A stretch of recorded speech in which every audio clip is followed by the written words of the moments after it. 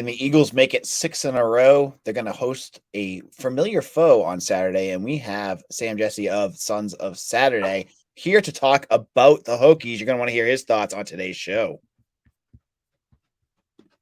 You are Locked On Boston College, your daily podcast on the Boston College Eagles, part of the Locked On Podcast Network, your team every day.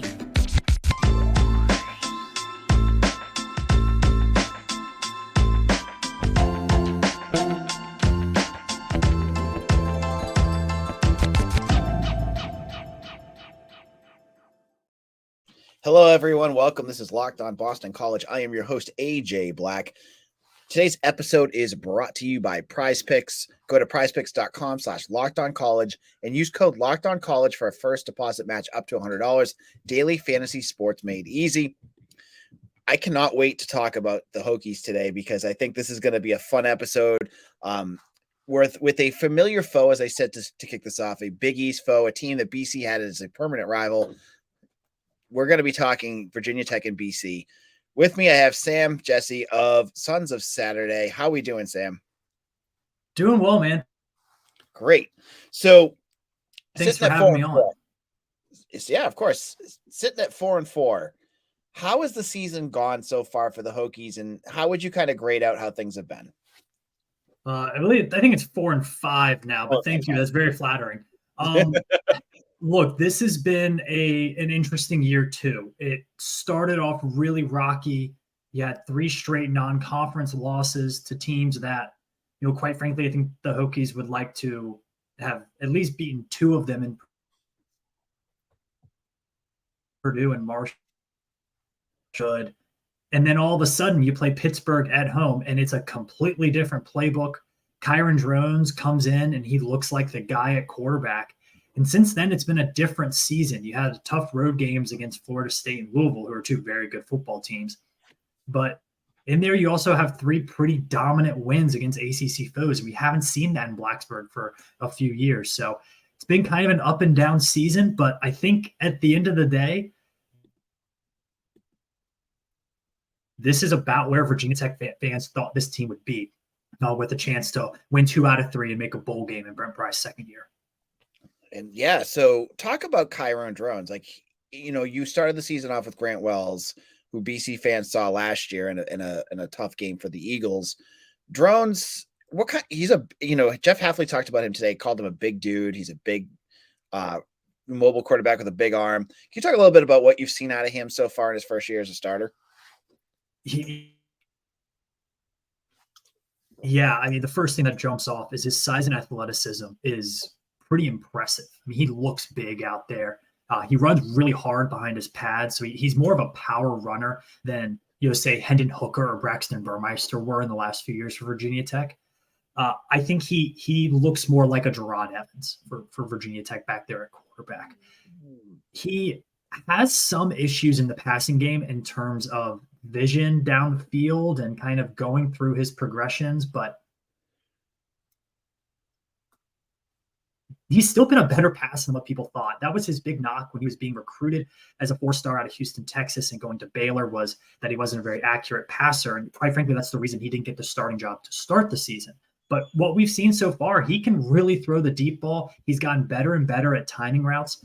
But I think the most impressive thing about Kyron Drones is he looks very in control.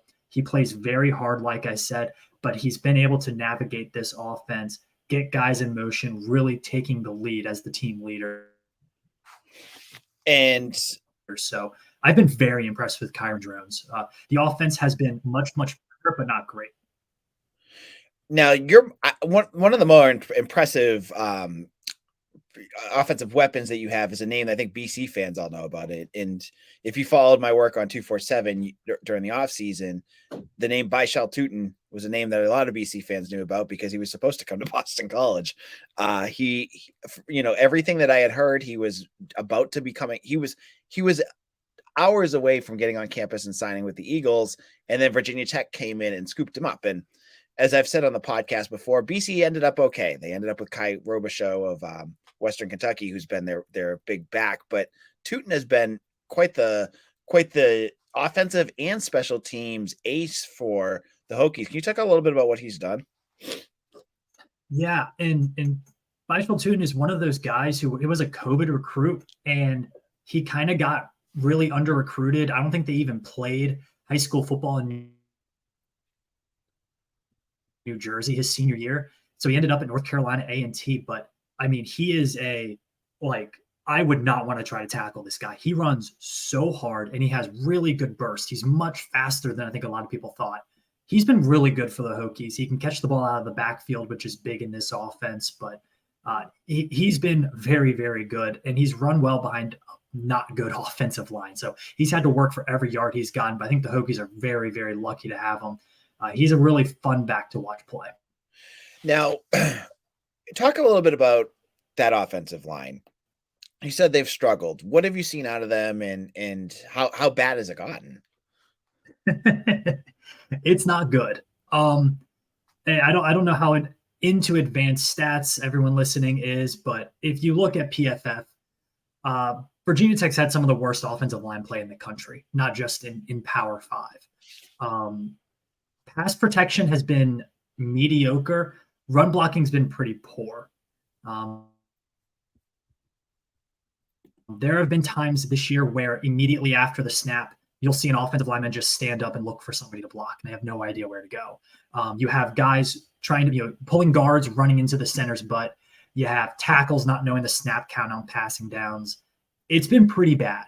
Now, this is the third offensive line coach Virginia Tech has had in 3 years, and this offensive line is very, very young, and there's not a lot of experience and, quite frankly, not a lot of depth behind them. So the number one goal of Brent Pry this offseason will be getting some talent into the offensive line room. Now, I will say they have gotten better as the season has gone on. So that's credit to Ron Crook, the new offensive line coach, and those young men playing offensive line. But I would still say it's the number one weakness of this team. All right. In a moment, I'm going to talk with Jessee a little bit about the defense. I want to hear more about what they've done. They've got a really good defensive line. I think folks are going to want to hear more about that. Now, I want to tell you a little bit about one of our sponsors, Jessee Medical. Jessee is... we spend a lot of time talking together, you and I. We get fired up together on wins and losses, who starts and who sits. I'm thankful for that connection that we all have. And today I want to chat a little bit more and be a little bit more personal. I just learned that you can get a 1-year supply on antibiotics and all sorts of other medications on Jessee. You realize what that means? Bring on extended travel, bring on the next natural disaster, supply chain issues. You got it covered, my friend. You don't have to worry about whether or not you refill your generics such as Cialis, Viagra, or other prescriptions. And this is possible because of our friends at Jessee Medical. Go online right now at jasemedical.com to receive your 12-month supply on your daily medication. Remember to use promo code LOCKEDON at checkout for a discount as well. A verified customer had this to say about Jessee. I am thankful for the service. Supply chain caused issues that made me had to cut my pills in half to have it. I ordered most of my daily meds with a year supply. I also ordered antibiotic kits. I feel secure now. Prices are lower than for local pharmacies. I highly recommend this for everyone. So if you or someone you love would like to get some peace of mind by having a year's supply of any daily med, go to jasemedical.com to see if it's offered for you. Remember to use promo code LOCKEDON for $20 off your purchase. This is Locked On BC. I'm your host, AJ Black, and I'm here with Sam Jessee of Sons of Saturday talking about the Hokies. And I think BC fans are getting real fired up about this. It's another big game for the Eagles as they've turned things around, won 5 in a row, but this is going to be a tough game for BC. And one of the biggest challenges they're going to face is that Virginia Tech defensive line. You were mentioning Pro Football Focus, and it's funny, Sam, we talk a little bit about some of their grades up on this podcast weekly, and I was blown away at how high you had. At least like 4 guys on your defensive line that had grades above 80. So tell me a little bit about this defensive line and what they bring. So the defensive line is interesting because as a pass rushing unit, they have been elite, one of the best in the country. I believe they're up to like 32 or 33 sacks on the season now. They've struggled a bit in the run game, specifically runs right up the middle. It seems like every big play against the Hokies is just a simple handoff right up the middle. So the defensive tackles have struggled in run defense a little bit, which is surprising because the Hokies had 4 or 5 guys returning on the interior of the defensive line that should have been pretty good, just haven't performed well this year. But the defensive ends have been really good in the pass rush, and I think that's if I would just say the strength of the Virginia Tech team, it's the passing defense, and it starts with the guys up front. Antoine Powell-Ryland is another 7'5" kid, transferred into Virginia Tech. He's been one of the best pass rushing defensive ends in the country. They also have a Nebraska transfer, Darius Payne, another 7'7" guy that transferred in, who's probably been their best defensive tackle this year. So the defensive line, again, like most of the Virginia Tech team, has had its moments of really good and had some moments of really bad. And you're facing against a quarterback like Thomas Castellanos, and it looks, and I'll talk about it in the final segment, like some of the running backs are going to come back. You mentioned that they struggle against the run. How are the linebackers looking? That's obviously something that when you're trying to get a good run defense going is crucial. What are we seeing out of the Virginia Tech linebackers?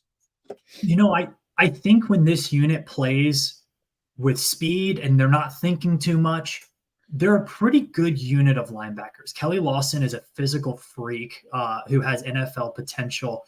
Alan Tisdale's a guy who's been in college for a while and is a pretty good player.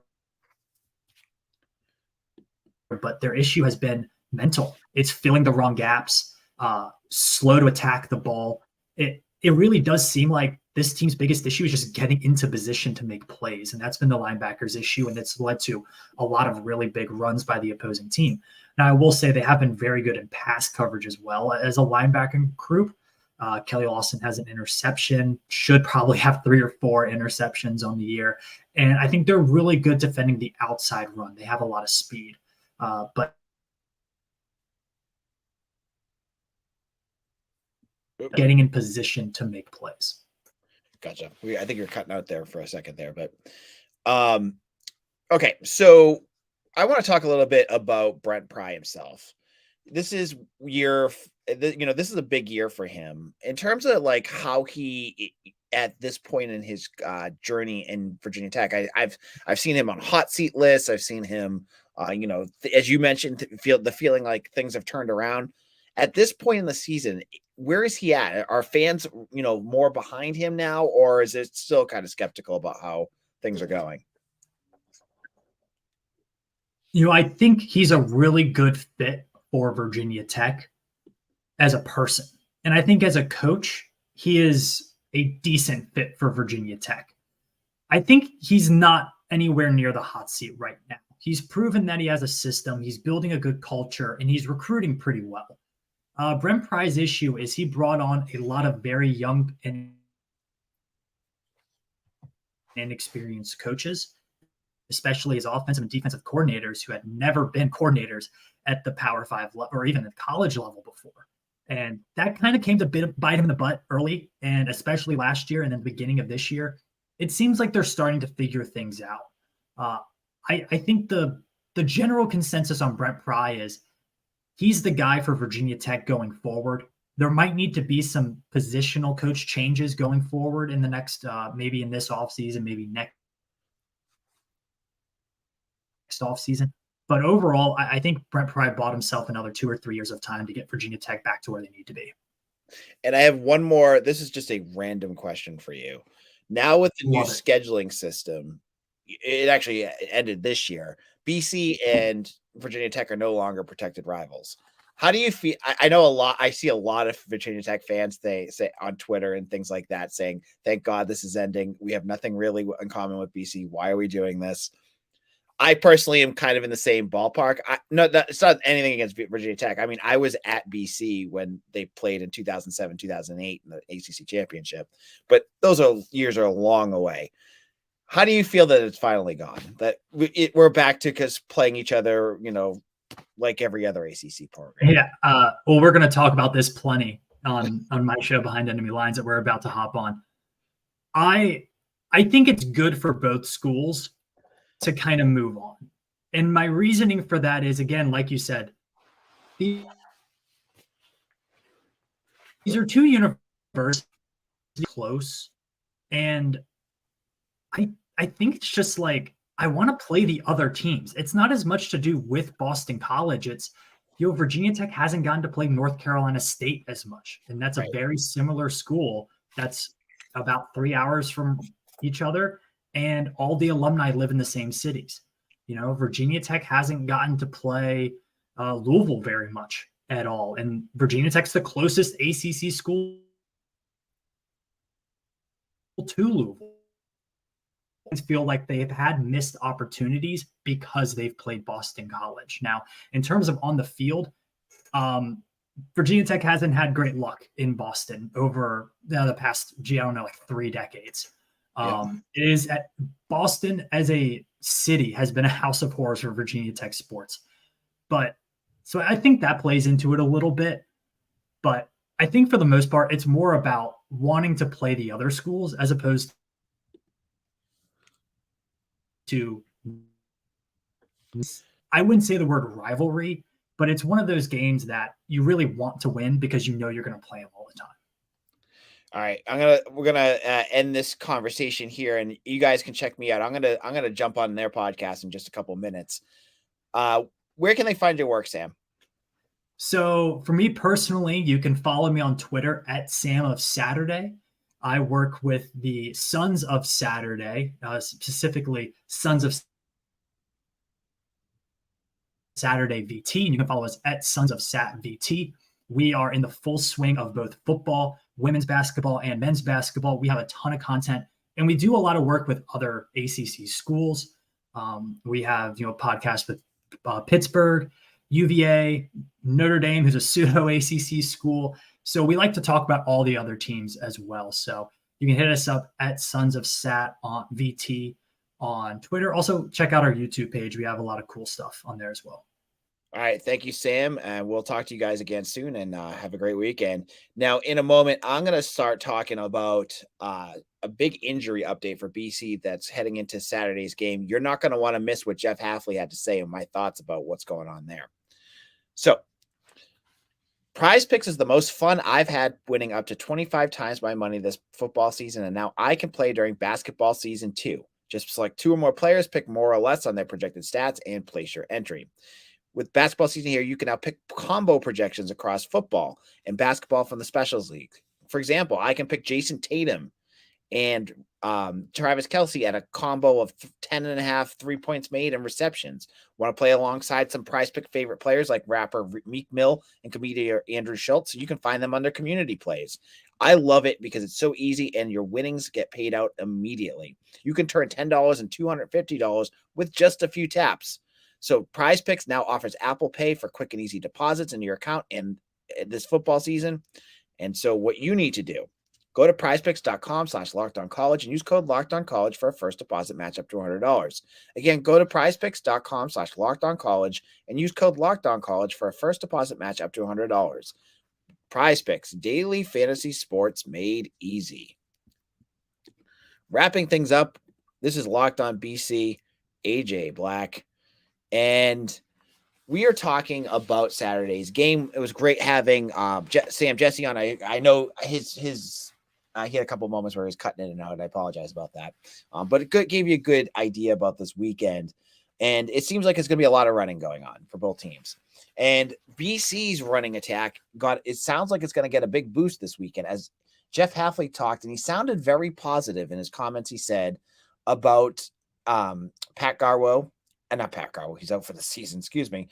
Alex Broome and Kyron Robichaux. Geez. Yeah, the guy that's out for the year he's not coming back. But Kyron Robichaux and Alex Broome should be available to play. It sounds like they're going to be good to go. That's going to be a big boost for that running game. I mean, just a couple days ago, we're like, well, is Andre Hines going to play? We're going to play Xavier Coleman. Is Cam Barfield's going to play? You're going to get your A1 and 2. 1A and 1B back, and that's important. But it sounds like they're not going to be 100%. So you're going to get Kyron Robichaux, but you're not going to have Kyron Robichaux just running over and over and over again. You're going to see other guys coming in to spell him.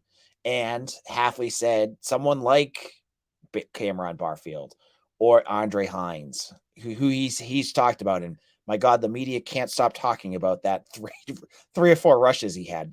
They're onto the 3rd media day of talking about Andre Hines. Great story. I think it's just a lot of that right now.